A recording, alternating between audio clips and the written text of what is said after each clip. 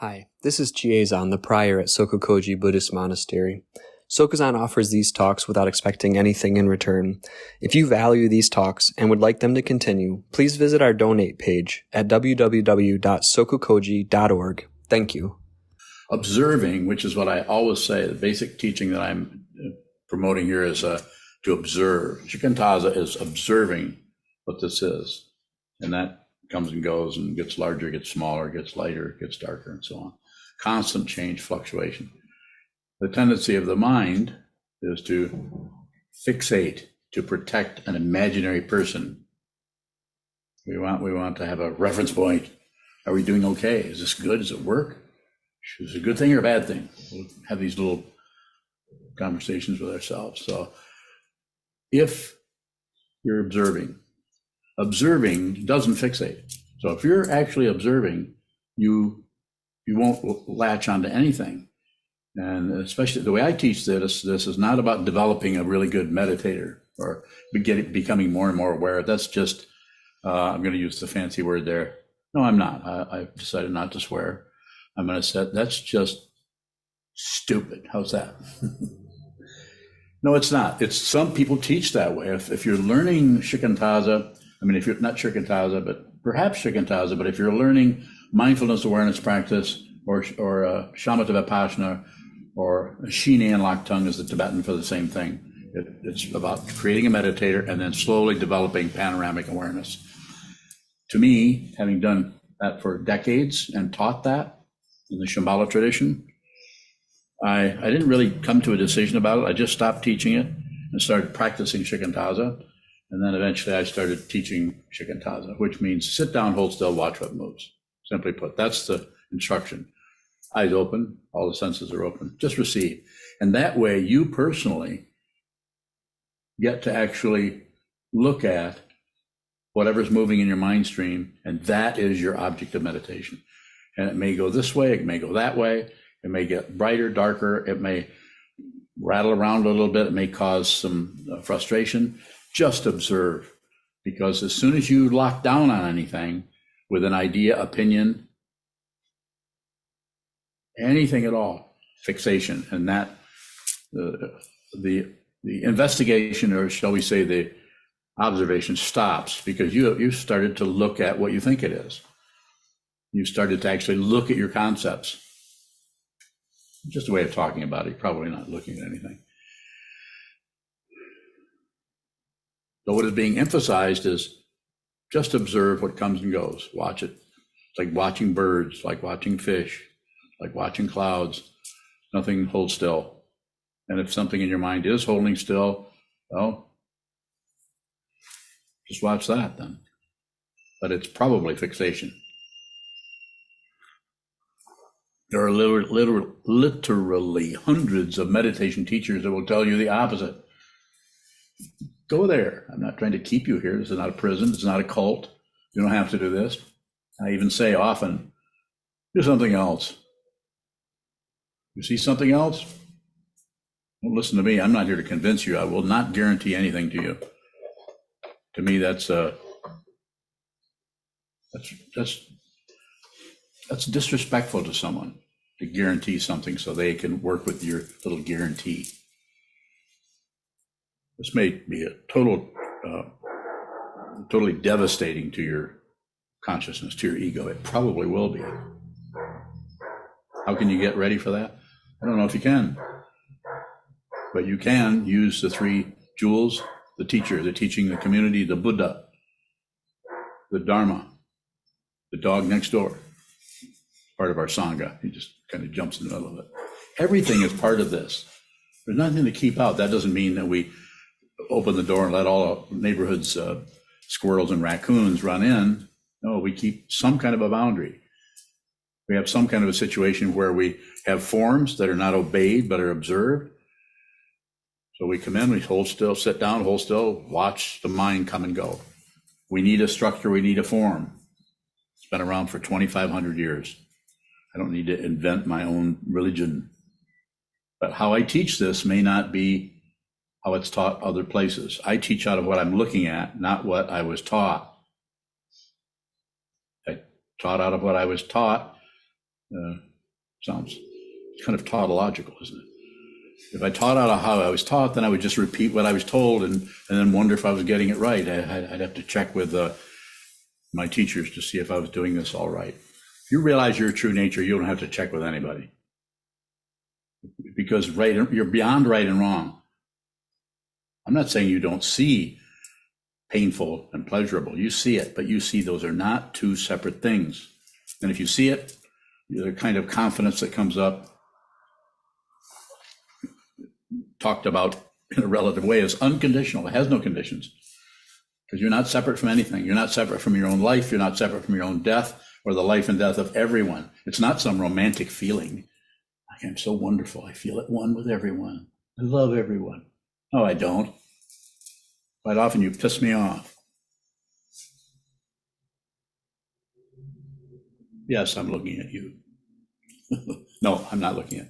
I'm looking at Michael. No, I'm not. Mioka, straighten up. You don't know where I'm going with this, do you? And neither do I. I don't need to. I don't need to have a reference point. And you don't either. You can actually sit down and collapse right into whatever this is. Just be genuine.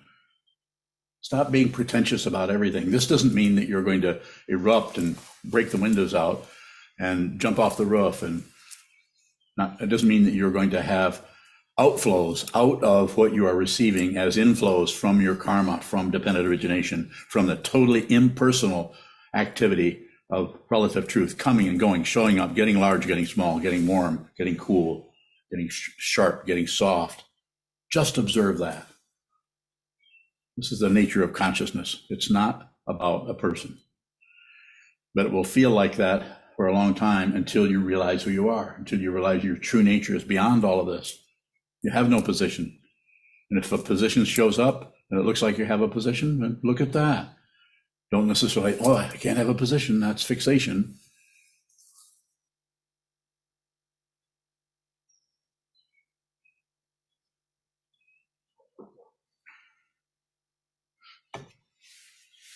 So observing, if you're actually observing what's happening, the ego mind will start to get upset about that and will probably come in and try to solidify something or fixate on something so you feel like you have some kind of reference point. And so the way I talk about this, I give you a little bit of help there by saying, rotate between the senses. All the six sense fields, including the mind, you can just look at them. What arises in the mind, thoughts, emotions, feelings, memories, what happened yesterday, what's going to happen in 3 days, all arising in the mind. Just observe. Fix nothing.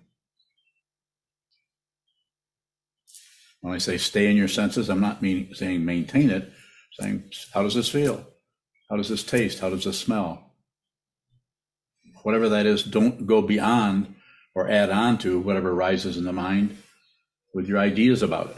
That's the way that the ego mind revitalizes itself. So it's somebody that's going somewhere that has something to do or getting something right, or the other way around is to feel like you can never get anything right. That's also ego. Taking any position, right or wrong, up or down, back and forth and all that. Position, position, position.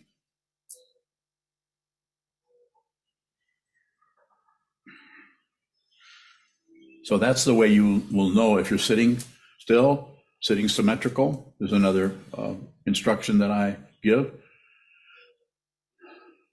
When you're just observing, you won't know it. Awareness doesn't have a knower. If it has a knower, that's ego. It doesn't even have a witness. Sometimes it goes into something that's been called, at least by Trungpa Rinpoche, the witness of the witness, that you're watching the watcher kind of thing. Anybody had any experiences like that, watching the watcher? Anybody ever lived in Philadelphia? Same kind of question. Maybe you have, maybe you haven't. There's no particular gaining idea there. Anytime you're making any progress at all, it's not that there isn't progress, but anytime that any place that you feel like you're getting somewhere, this is the very nature of delusion. And I realize it's taught differently in different places. And as I say, find something better, go do that.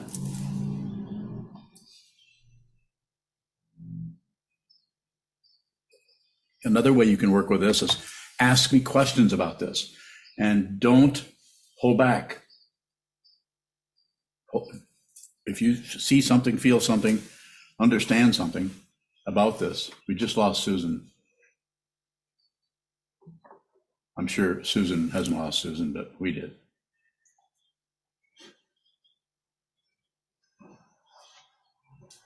Have a question about very simple instruction? Go ahead. If we're observing, can fixation still arise? Yes. Okay. But it just moves on. It just shows up, you see it, and you don't stop it to be not fixated, and you don't make excuses for it, for a reason why you're being fixated. You just see what it is. It's just that fast. Fixation, and then it cannot get any traction because it might as well be trying to be anti-gravity. More? Good question. If the fixation doesn't move on, does that mean we're not observing? Yes. But if you see that the fixation is moving on, that's also not observing. You follow that? You can't follow that because it doesn't make any sense. So you can't follow it with the thinking process. You have to see it with awareness. And if you see it with awareness, you know that there isn't anything else but this. And even this is suspect because the possibility of laminating your ideas, your opinions, your positionality onto something else in order to protect yourself is very, very powerful. More? Are concepts inherently fixated? They're structures. The concept of warm weather, the concept of anything, the concept of Buddhism, the concept of the three poisons, those are all definite positions on relative truth. Is that what you're asking? I'm wondering if we can talk about what's showing up without fixating on it. Yes, I'm doing it.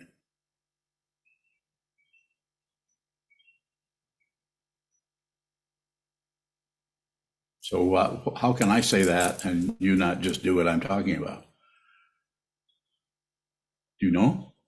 It's not something you do. If it's something you do, there's going to be that little tiny sliver of a consciousness that is coiled up into a me feeling that is doing that. There's no solid identity of self and other there. That's gone. It isn't that you don't see the otherness everywhere, and you don't sense or see the selfness here, but you're not deluded by it. You see that it is an illusion. And if you see that it's an illusion, no matter what arises in your mind stream, you're not buying it, you're not selling it, you're not ignoring it, you're not doing anything with it.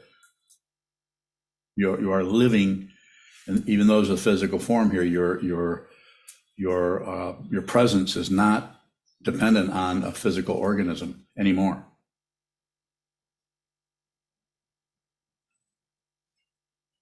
What about, are you saying that as long as we believe in a separate identity, that we cannot truly observe bowing?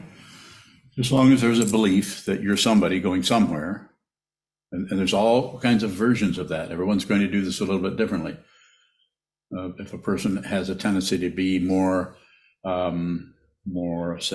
emotional or more padma form, more tied up in their feelings and their emotions, there's certainly going to be some kind of chemistry of the thinking process, but it's different mixtures of the same thing coming and going. Concepts that curl up into a lockdown, like an idea or opinion or judgment or prejudice. Prejudice is really difficult to deal with in a direct way without trying to push it away. And as soon as you push it away, it comes back up, and it might come up in a hidden way, where you're not really, quite often we'll hear people say, well, I'm not prejudiced.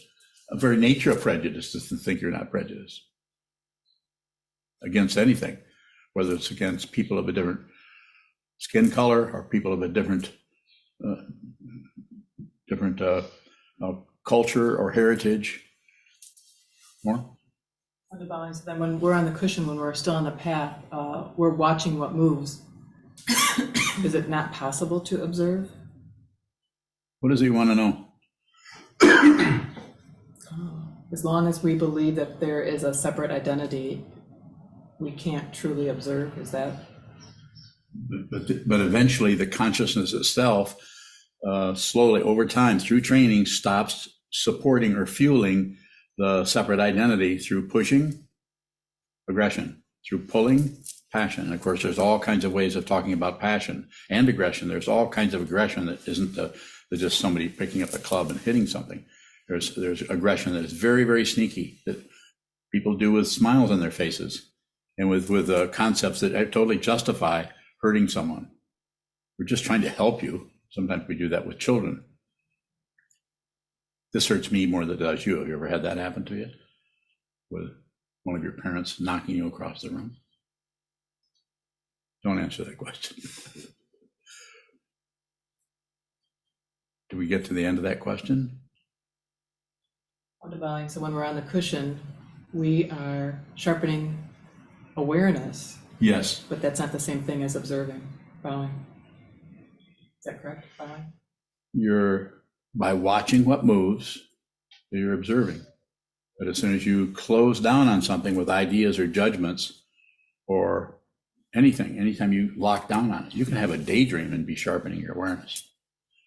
You can be falling asleep and sharpening the awareness, as long as you're not jumping into some kind of a dynamic about why you're falling asleep, why you're doing that.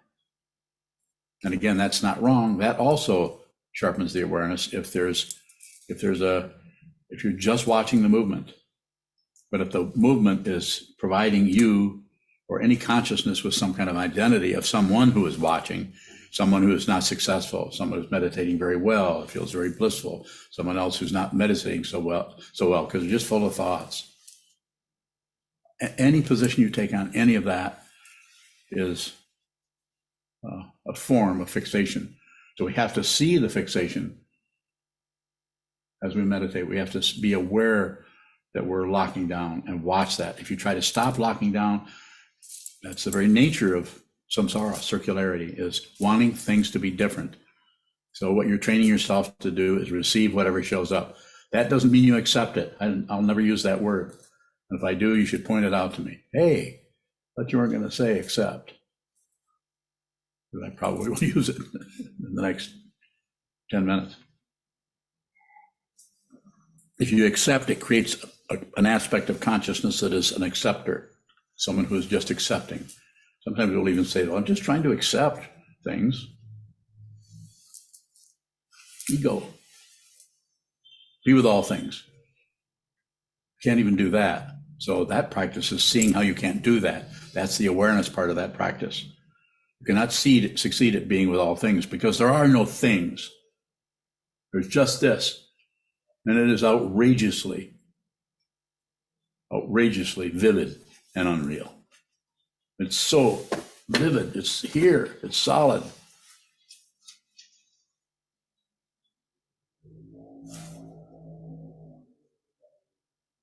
Eric, what is that little person's name? Eric Bowing. This is Elowen. Elowen? How you doing? How you doing? Good. Me too. I'm doing pretty good. You're very tiny. You probably don't think so. Oh, nice to meet you. Further questions?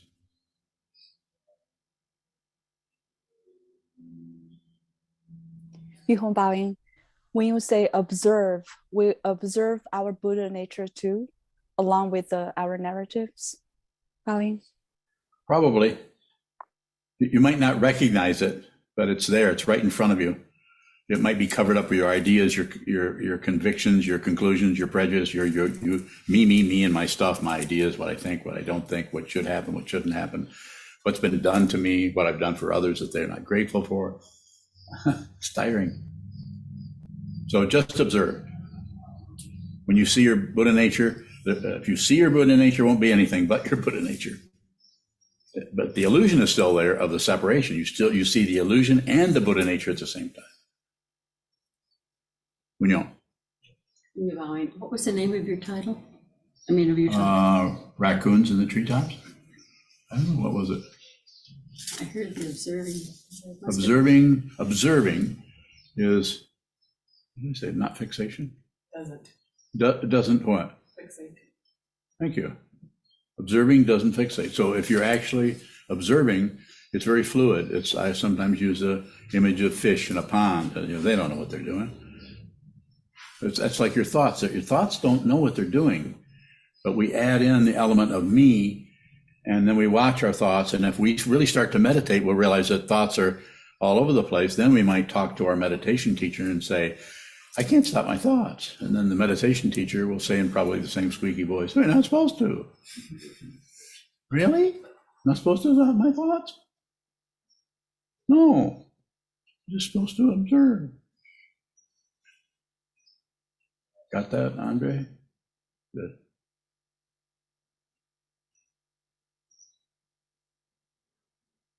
You're bowing. So what is it that observes when we fixate? Bowing.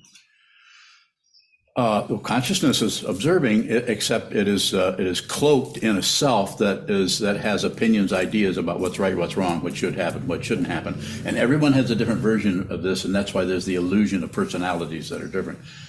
Like sometimes we'll even hear somebody say, we might say, well, I'm the kind of person that never goes fishing in January. I just don't.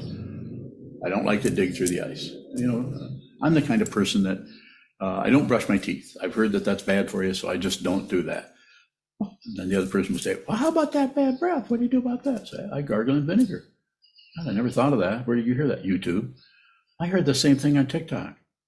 It goes on and on. And the conversations are just circular all over the place, and they go nowhere.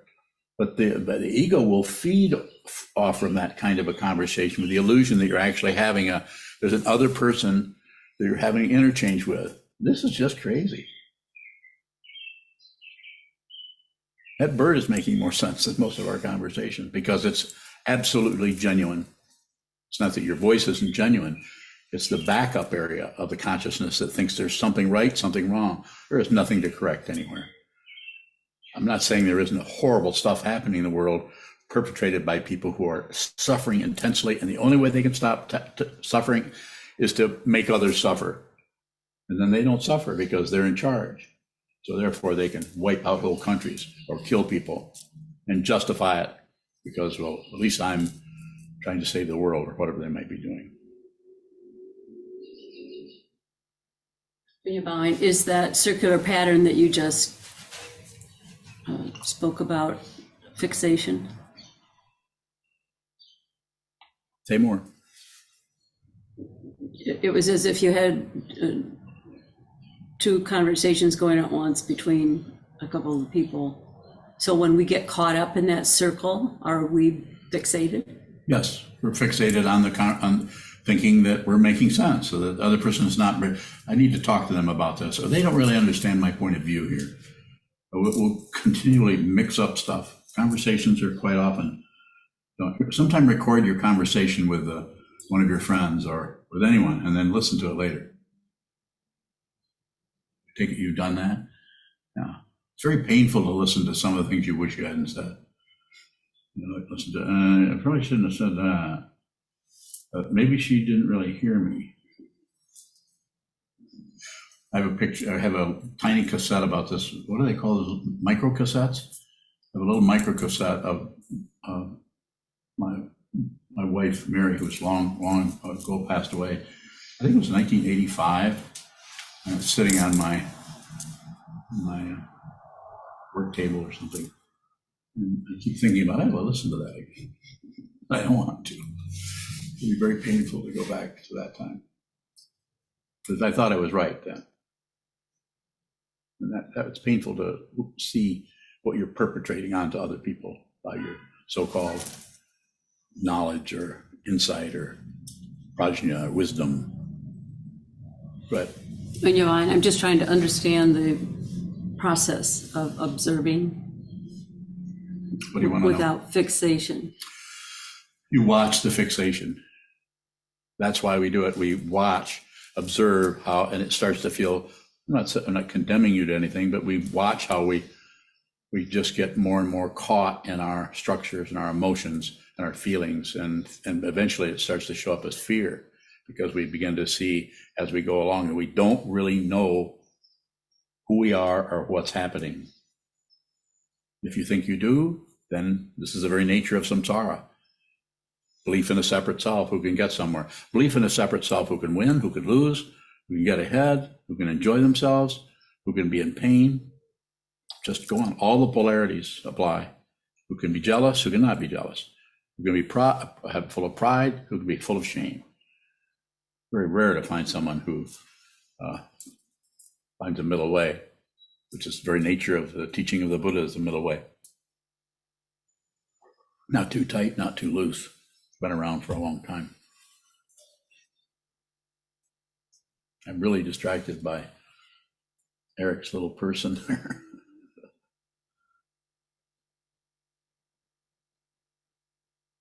That's a lot more interesting than you guys. What a cutie pie. Yes. Since you're bowing, what is fixation exactly? Ignorance. It's a deliberate ignoring of something, because what shows up, use this, what shows up is dependently risen, and it has its own self-existence because it's dependently risen. It's like a leaf that hasn't come out on a tree yet. Suddenly it comes out and you see it, and then we stop it, we fixate on it. And we stop, the life is taken right out of it because we want things to be different. We don't want that. It's the wrong time for that leaf to show up. We don't want it, so we fixate on it with our ideas, our opinions, our prejudice. We don't like that. That's threatening. I don't like that. More?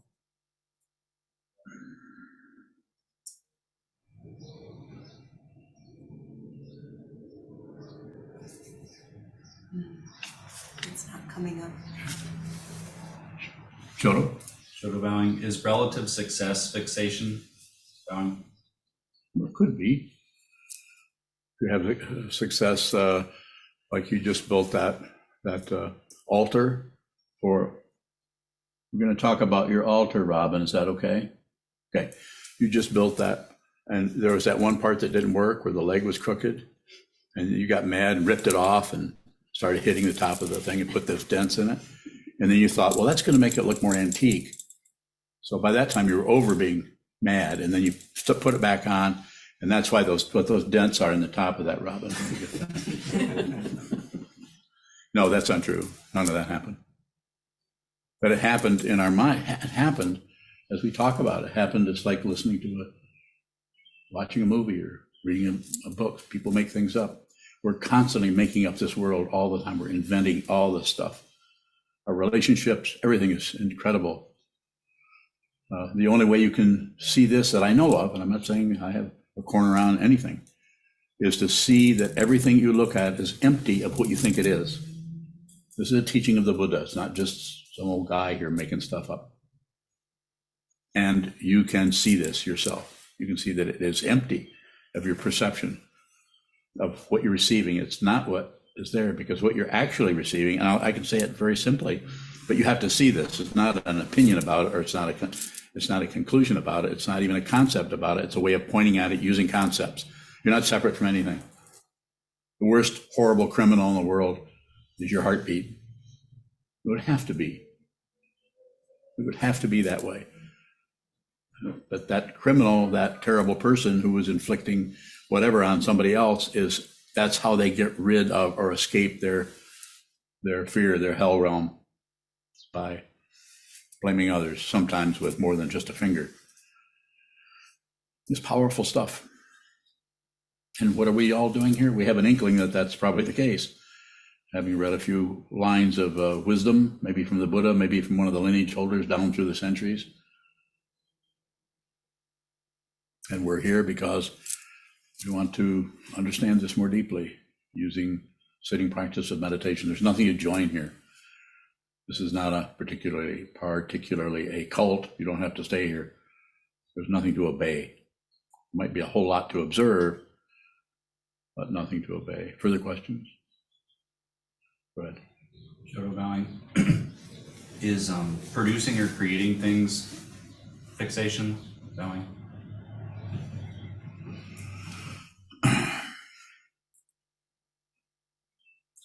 Well, there's a lot of ways, a lot of things we produced, and we fix supper. That's follow a menu or make stuff up to eat. There's a little bit of fixation happening, but not much because there's no real demand there.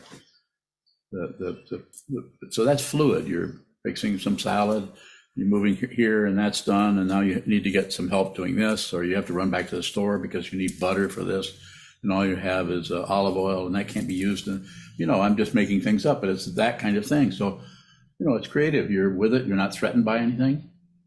But in my situation, if I come into Unyo's kitchen, you don't mind me using that as an example, do you? Of course she doesn't. This is the Dharma.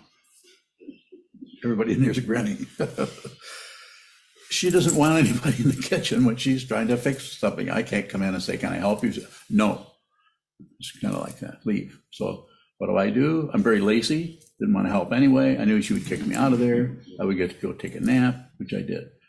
So I'm just saying, to come back to your question, sometimes that creativity gets tightened down. Sometimes for people who are so intensely serious about their creativity and about their identity and who they are, they start to suffer because they can't get the results out of can't write the song they want, can't write the poem, can't paint the picture. Van Gogh is a good example of someone who, right after he painted a masterpiece in the cornfield of the crows flying over, he shot himself. At least that's how I recall the story, which I read 50 years ago. Horrible situation, but it's causes and conditions arise that take people into terrible hell realms they're in their mind. What am I going to do? Do I do this, or what do I do? This painting is a failure. I'm never going to be a great artist and impress my brother, Teo. You can't. Whatever it was he was trying to do is a horrible thing. And everybody gets, if you see his paintings, I wouldn't say he's the greatest painter who ever lived by any means, but he was an astonishing artist. His sense of color and shape and form was incredible. And if you go and look at that, you wonder how someone who could paint such beautiful things would take their own life. How could they fall into that kind of a pit of demons? Well, all kinds of situations arise.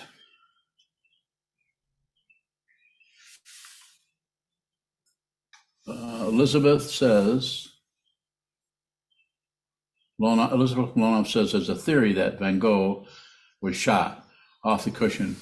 How can we recognize when we are fixating on a position like science or value besides having gotten into an argument? What, did you want to argue with me about that? Of course he was shot by himself. If you think he was shot by somebody else, how does that help anything? It's not going to help anything. There's no way you can know. Off the cushion, how we can recognize when we are fixating on a position like science or value besides having gotten into an argument. Just don't argue. Even if you're right, if you're correct about something relatively, you don't have to argue that. You would respect the person's confusion, which you're not going to be able to do if you don't respect your own confusion. And how does that feel to do that? Stop arguing with yourself. And also stop judging yourself. How do you do that? You see that you're judging yourself and you will witness it. You watch the judgment come up. You don't push it down. When I say stop, I know you can't stop. I haven't stopped anything. Intense anger that I had when I was 18 that got me into the Marine Corps, that's not gone away. But it can't find someone, a person who's angry. So the angry, have a good time, anger. Come through the window, fly around like a big bird. What do? I watch it. It can stick its talons in the wall or in the top of your head, but it can't find me. When I say that, I'm not saying I don't feel that. I do. The anger is still felt in the mind stream. That's why it's so difficult, because the identity that we have with a body, that we are this body. Find out you're not this body. Liberate yourself by looking at the chains. Liberate yourself by looking at the opinions and the judgments and everything that run our lives. So painful to see people hurting themselves when not necessary. Yes. Sokuzan, if you have to function while that anger is floating around, does the anger come through your functioning? Perhaps. Want to see some of it? Not particularly, no. So it's available, but you're no longer operating out of a demand of a self who wants something else. No matter what, no demands. But if your MO for even being a human being, continuing to be a human being, is to save all beings, which is what the vow that you received a while back, you slowly make that transference over from wanting things for yourself to wanting freedom for everyone. And how do you do that? First, you need to find out who you are, so you don't project your own bullshit onto somebody else, trying to get some kind of followers or something. Find out who you are, so there's no doubt. Don't get your proof from anyone or anything or any experience or any thought or any emotion. Emotions and thoughts won't tell you. The only thing that will tell you, or the only way you can really see it, is through consciousness only. And it's not a teaching I invented. So just continue to practice. Return to the cushion, return to the cushion. Return to the three jewels, the teacher, the teaching, the community, the Buddha, the Dharma, and the Sangha. More? At the moment. Thank you. Would you prefer to contact you? Okay. Go ahead, Yuan. Regarding taking positions, if I say to me, the only thing that I can see this is just on my cushion meditation, no matter what. Am I taking position by saying that, Baoying? Sure, but you're aware of that. So it's not about not taking a position. It's not about never being fixated. It's not about maintaining anything. It's about awareness. And awareness will see the fixation, and the awareness will see how the fixation gets fueled by hope and fear. And the awareness will see that. And there's no guarantee. We make guarantees, then we come right back to relative truth of guarantees and proofs. And here, I'll guarantee this, you have to meditate, and I guarantee you'll attain realization. Oh, that's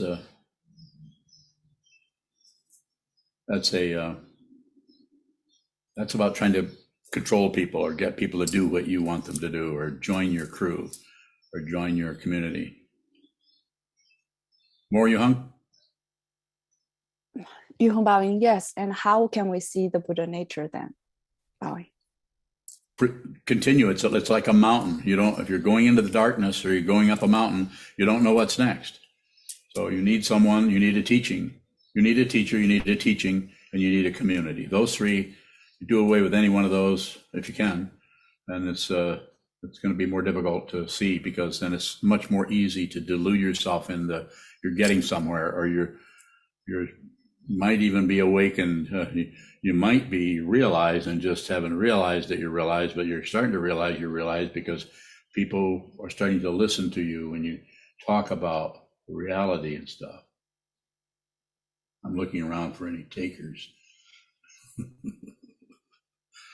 You can't know this. It's not relative knowledge. You can't know. If I look out the window and see a canoe out there that's painted red, have you seen that canoe that said, you know who owns that?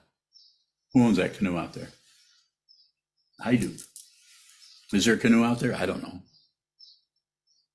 You can't see it. You can't see. I can make up anything, but you can't see that. So anything I say is just like canoes in the side yard. You have to see it. You can listen to me. You can say, really?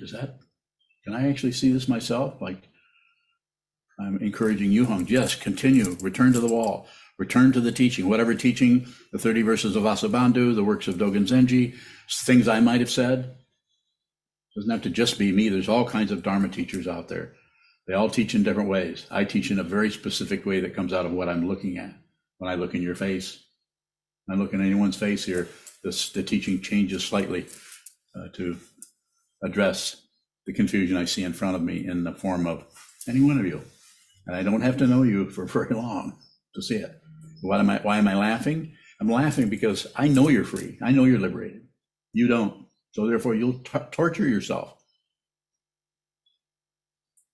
Am I off on that a little bit? No, I know I'm not.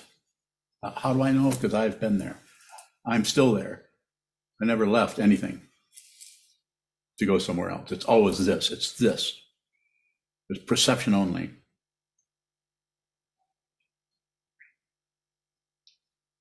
Yes, sir. What does fixation ignore? Reality, put it bluntly. It covers up. And what is it covering up? The fact, the actual fact through your perception that you're not separate from anything. An eye cannot see itself. So therefore, you can't just look at something and see what that is in the relative way, but you can see what's true. And what is true? Nothing is separate from anything else. There is no subject and object. That's an illusion. And it's propelled by fear of the unknown. It's propelled by hope for something better, some kind of God realm or success story. And it's all over our culture. You have to get ahead. You have to do this. You have to do that. You have to take balance of nature in pill form because they don't want you eating apples and cabbages. They'd rather sell you $90 a month worth of pills. It's disgusting. Don't you think? Michael Bowing, if we're caught up in demands that are based on confusion, are we able to transcend those demands without leaving them? Well said. Yes. It's just that it takes a lot of time, takes repetition, because you can't really repeat anything. But the appearance to ego is that things are being repeated. You're coming to the wall, you're coming to the wall, you're repeating, because you are, not just you, but any of us are caught on that form. But if you see what this is, time really doesn't go by in the conventional sense. So it's always new, it's always completely different. It's a different wall, it's a different form. Everything is constantly in flux. And yet, from the point of view of consciousness, nothing happens.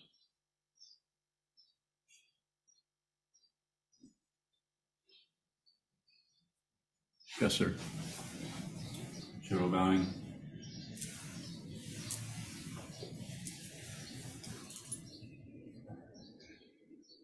If we've been practicing or we continue to practice, you were talking about a monk was sharing with you about how they're having their thinking process fall apart, something like that? Yes. That was Coben. I mean, falling apart, nothing to do. The thinking process, the whole identity comes apart. And if it comes apart without any teaching, then you might end up because then you won't know what's happening. Then you will think you're going crazy. That's why we need a structure to the spiritual path, because it feels like going crazy. It feels like going insane because your reference points are all coming apart. And so you're trying to patch things together or blame somebody for it. Or blame your teacher. I've had several people go the other direction. Are they doing something wrong? No, they're probably not ready to hear this yet. From the relative point of view, I'm totally crazy. And I don't mind. So therefore, it's not exactly crazy. Sometimes called crazy wisdom. I don't claim anything. My teacher called it that. Whether it's that or not, I don't know if it is. More? Shadow bowing. If we continue to fall apart, will we lose our abilities that are built on fixation? No, it's much more fluid. You mean how to build furniture, how to build an altar for Robin? No, you'd be less concerned about the outcome. Therefore, you won't make as many mistakes. Like the one you hit the top of it like this. Robin's still here? Yeah, there she is. Yeah. It's okay, Robin. I was just making up stuff. Your altar is fine. I've seen it. It's beautiful. More?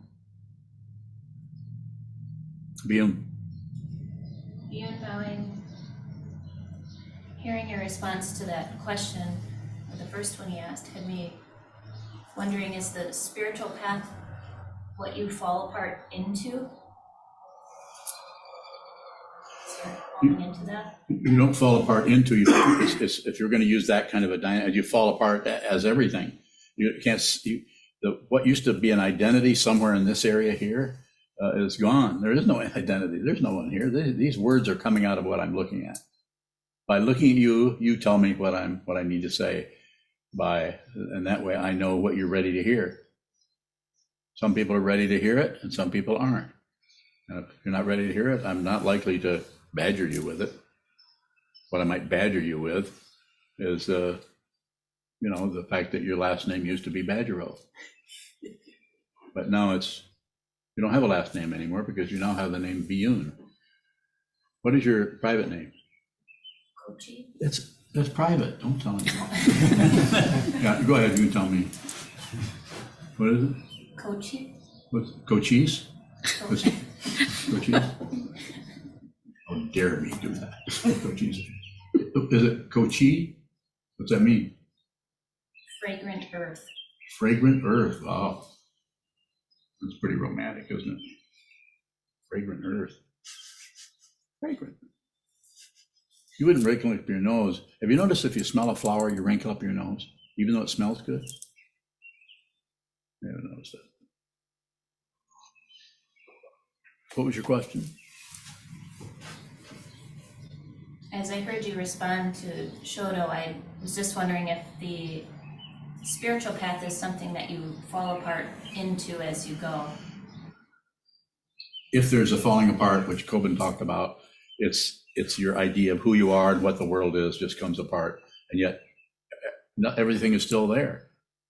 It's still, as it says in the Zen tradition, one of the ways of teaching that is before awakening or enlightenment, chop wood, carry water, just do stuff, work. After enlightenment, chop wood, carry water.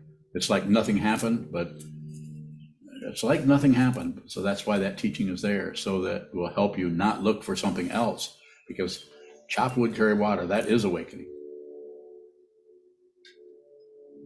But it's not, it won't show up as your idea of what awakening would feel like. I will be free and I will no longer worry. And the way I would say that, and the way I try to say it, is there's no solid being there anymore. There's still the relative situation is still happening, maybe more chaotic. There may be more water to chop and wood to drink. It may be more confusing. So you start to think you really are going crazy. But since you've been working on this path for a long time, years, what comes apart is that part of the consciousness that has coiled up into a knot in the mind stream and is paranoid of other. And there isn't any other than what you project. There isn't anything to be afraid of. But it's all over the place. If you look at politics, it's just intense, the way people use fear of anything to gain control and power over others. People are intensely terrified. Like the woman who just got shot right through the door. She went to knock. I can't tell the whole story, but someone on the other side of the door was so threatened, and the door was locked, they shot right through the door and killed the woman. Heartbreaking story. While her children watched. That person's covering up intense fear. But what do we do with that person then is go and punish them rather than try to help them and help other people who are dealing with that kind of difficulty. I'm not sure how we would do that, because not many people are interested in this. And to me, might have to have some kind of mind training. Maybe not what I'm talking about, but something. More? Is it possible to have those intense emotional personhood knots at the same time as receiving everything else at the same time? Yeah. Yes, it's just that those are seen to be unreal. So your karma isn't going to go away. The shape of your ears isn't going to change. Your tendency to sleep in the morning, or anything like that has been showing up relatively is probably going to still hang around. Maybe a few things will drop off, or a few things may show up. You probably would be more respectful of other people's suffering and confusion instead of blaming them for even something they've perhaps done to you, because you would see more deeply into this, who you are, and the chaos that's been going on in your mind that you've been trying to cover up, no longer covering that up. It's interesting how you see how anyone else who's covering that up, you see pretty intensely how they cover it up. They may be ready for you to help them with it, and they may not. But the least you can do is not make it worse for them by blaming them for something that they don't have understanding of. You follow me?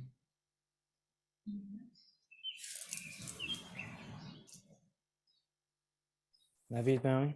Navid. Does the observer move?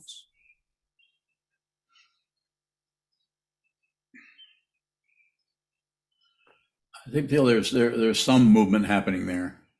What is it you want to know? I heard your question, but is there something under that you're asking about? You say that watch what moves. I do. I was wondering, where is the point of view of the observer? Okay, got it. So the point of view of the observer is aligned with the self-centeredness, the ego, the narcissism, until that which is being observed collapses into the observer, or the observer and what is being observed are no longer seen as two things. The two-ness has gone out of it. You can still see the observer quality, you can still see the observing quality, but there's no selectivity happening like I'm the observer or I am the observed. You don't do much with it. So there could be some movability there, but movability is always in relationship to something else that is not moving. Otherwise, you can't determine any movement. But so if nothing is any longer separate from anything else, then nothing really occurs. How could it? The occurrence is there, but it's an illusion. See that? It's an illusion. An illusion. It's there, but it's unreal. See it. See it yourself. You can see this yourself. If you're listening to me right now or tomorrow, you can see this. I'm sure of it. Whether you will or not, I don't know that, because I don't know what is going to happen once you leave this room. And you might say, well, what do you mean by leave this room? I thought we never could. I thought nothing happened. How could I leave the room? Well, you have a good point. Here, I helped you with that. It's because it's an illusion. Nothing is occurring. That's an illusion. That's an illusion. That's an illusion. What just happened? How many times? Not 5. How many? 3. What's your question? Don't have one?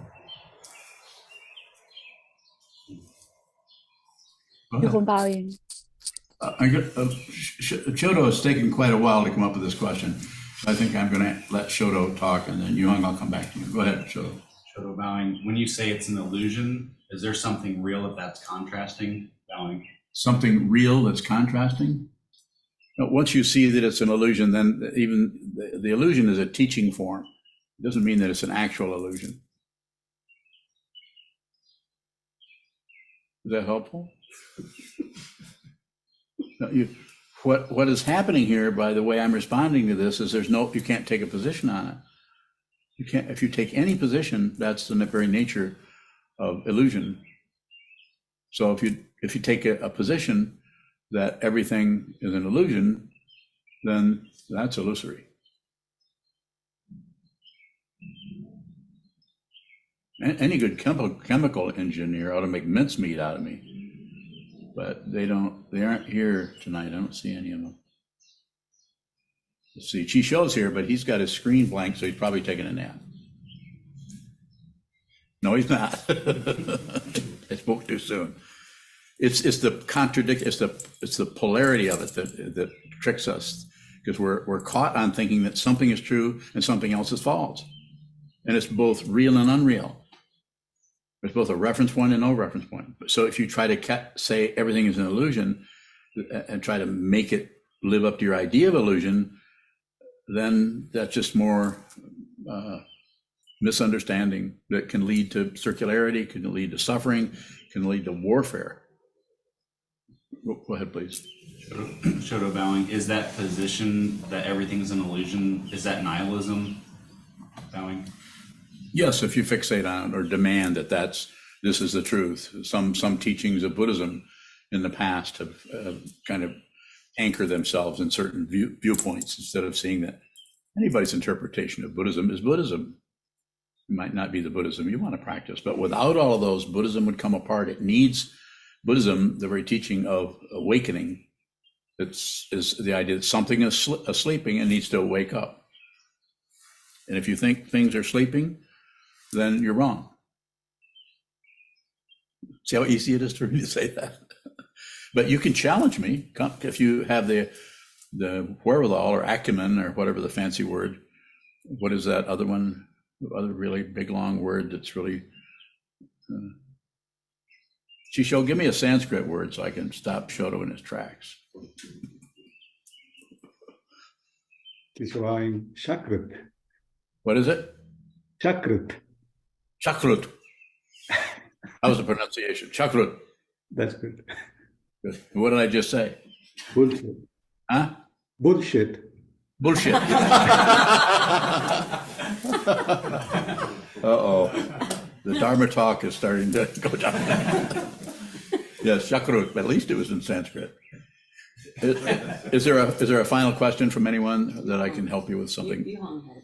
Yuhung, you have a final question? No? You lost it? I said the wrong thing? You don't like me anymore? No. I asked so many questions. If no one asks, I will ask. Well, let's see if anyone asks.